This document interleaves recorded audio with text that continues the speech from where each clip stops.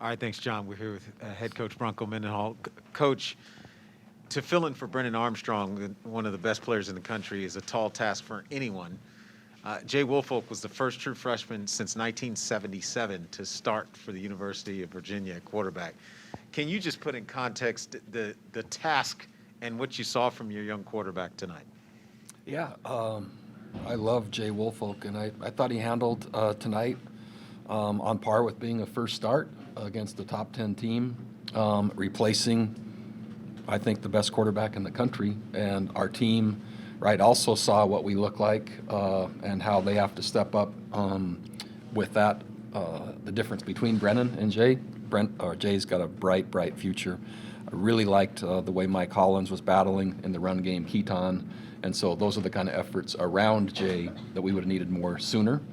But yeah, I thought Jay, I'm talking about specifically, did a nice job. I think Notre Dame's good on defense. They gave him a lot of looks and pressure and got to him, right, which the protection has to hold better.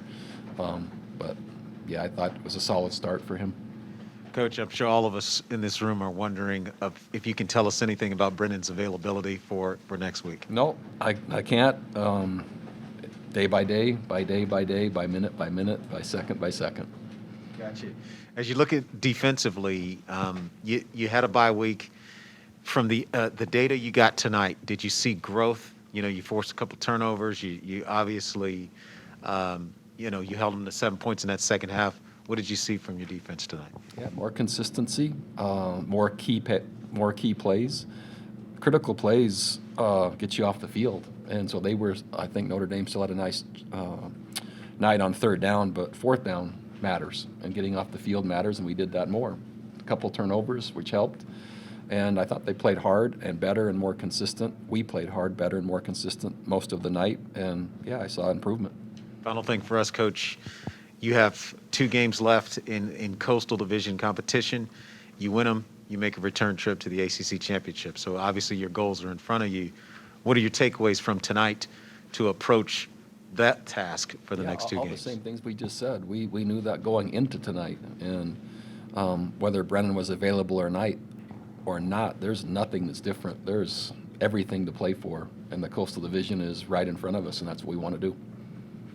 Okay, we'll start with Jeff White, and then Doug Dowdy, and then Mike Barber. Did you think with all the work Brennan got Jay got in practice this week that the offense would be able to move it a little better and obviously score more? Well, we certainly hope so, but we also thought Notre Dame was one of the stronger defenses we played, and we thought the front matchup was going to be tough. We thought they were good up front. We certainly hoped, but you never know until you play a game with a new quarterback and a new chemistry, and that's really what we had. And so we have a different data point now, which will make us more effective the next time. And we predict and project as best we can. And we're certainly hopeful, but took a little time. In the second half, I saw more glimpses, especially as Jay was finding Keaton, as Mike was stepping up, and others will emerge, right? It's a different chemistry and a different group without Brennan, so it just now it takes a little more time. Rather than Brennan looking forward, going back to when you first heard that he was injured, what did you think right off the bat? Well, I made a statement last week, or at some point, maybe the week before, that I don't think there's another quarterback in the country doing more for his team than Brennan is doing for us. So if you start with that data point, right?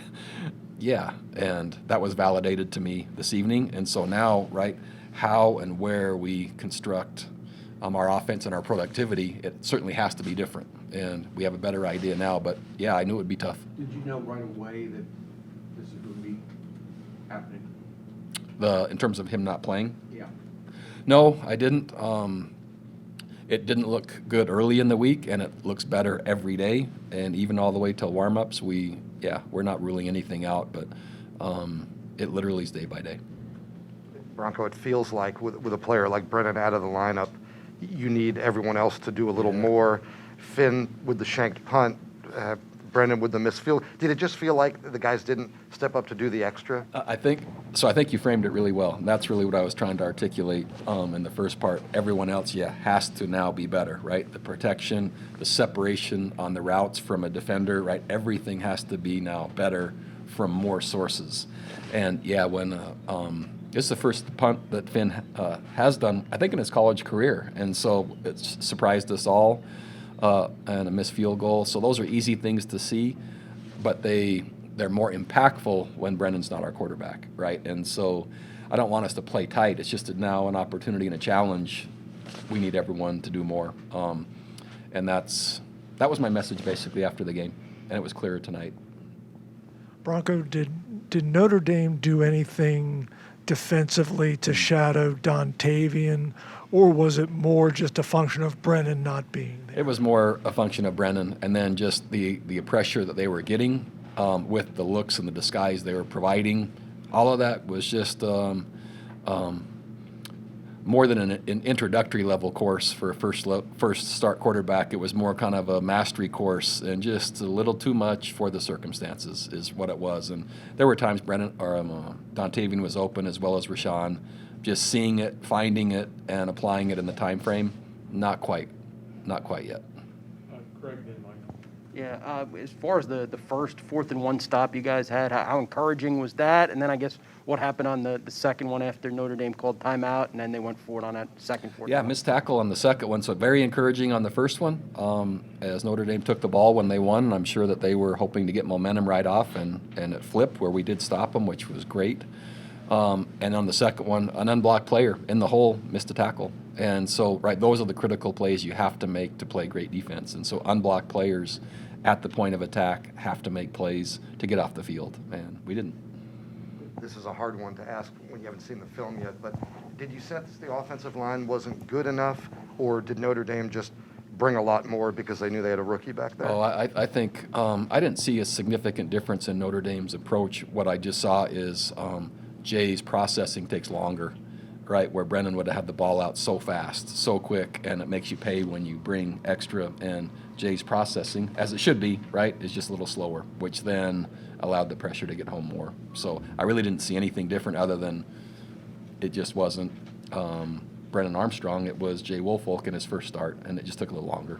If you need him going forward, is tonight a big kind of learning point? Totally, and I'm positive. I thought he did a really nice job under all the circumstances, and I really like who he is, how he plays, his potential, and I thought on that stage against that team on his first start, I'm still viewing a lot of positive things out of it. You may not know this, we said in the press conference, it's the first time since 1977 we had a true freshman start.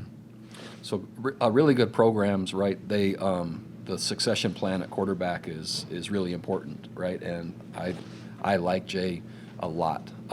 Right, our ideal would be is you'd have someone maybe one class farther along, but that's not it. But I really like Jay. Back-to-back losses to ranked teams, nationally televised games, those are big opportunities. I'm sure the players on some level are disappointed by the outcomes. Do you have to remind them that those other goals, your main goals, are still out there? Oh, they know. And certainly they want to win, and they would love to capture the opportunities that come to advance the program and increase the perception and all the things that gain momentum. But they said it before I did as we came in. They know what's still remaining, and I'm excited for that, and they're excited for that. So, if we would have played well enough, we could have captured either of the two. Not quite there, making the plays we need to make when we need to make them consistently enough, right, to change the outcome. That's where we are. Coach, I'm sure we've heard so much about how tough Brennan is, and I'm sure he's going to try to play no matter what his status is. How do you weigh what he says and how he feels versus what the doctors may say, and also how do you weigh that against what your team needs in order to win a Coastal Division? Yeah, I trust. It starts with trust, and trust is established with time and consistency and results. And if Brennan says he can play, and he's cleared to play, I'll trust him. If he says he can't, and I trust him. It doesn't really go farther than that. Our relationship and the trust that's established, I'll take his word for it, and so will the team. Coach, Tad Walsh, Deseret News. Oh, hey. Hey. What are you doing out here? I wondered if you could talk about what new you learned about Jay today that you didn't know, or where you feel he now is in his development after seeing him in this game. He's so poised and was not rattled. So even though it was a lot, he was confident, he was poised, he was calm, he was confident. And so his threshold to be, maybe gotten to or mentally off, that's a high threshold, because I didn't see any of that tonight. So I learned that. And he can make every throw, and he's good with his legs. So now it's just a matter of him diagnosing, assessing, and seeing things faster, so he can run the offense more effectively. It was just what he was seeing and how long it took him to see. That was the biggest thing. And so we'll take that data point into the week and help him with that. Bronco, the tackling was pretty shoddy. This game, same as it was against BYU, had not really been an issue earlier in the year. Fatigue, wearing down, or what do you see there? Yeah, it's a good one. So 2 different type of backs as well, but both really good. And so, athletes in space, and possibly a little bit of the second, where it's the end of the year and we've been grinding and et cetera, and we need more guys to the ball. And so the best defense is right when unblocked players have a chance to make the play, they make it. However, great running backs always make the first guy miss, right? So you just see that over and over. But you also saw Nino Grant at the end make some really nice tackles and solid. And so, early in the game, and our message at halftime was leverage and tackling, leverage and tackling, leverage and tackling. Great tackling comes with great leverage, and some of those we were inside out rather than outside in.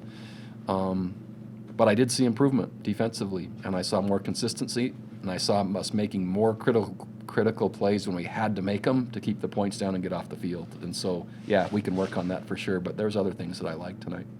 Take our last 3 questions from Greg, Tad, and Brad.